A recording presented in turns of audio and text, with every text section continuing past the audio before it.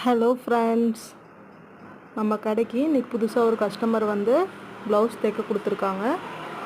இவங்க வந்து ஏற்கனவே ஒரு ப்ளவுஸ் சாம்பிள் கொடுத்துருந்தாங்க. அது ப்ளவுஸ் வந்து கரெக்டாக இருக்கும்.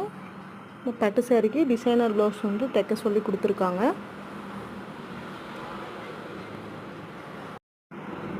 இந்த ப்ளவுஸுக்கு நம்மளையே ஏதோ ஒரு சிம்பிளாக டிசைன் வைக்க சொல்லியிருக்காங்க.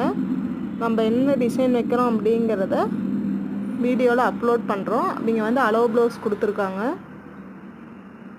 இந்த அளவில் வந்து சின்ன சின்ன ஆல்ட்ரேஷன் வந்து சொல்லியிருக்காங்க. அதை நம்ம கரெக்ட் பண்ணி நம்ம ஸ்டிச் பண்ணணும்.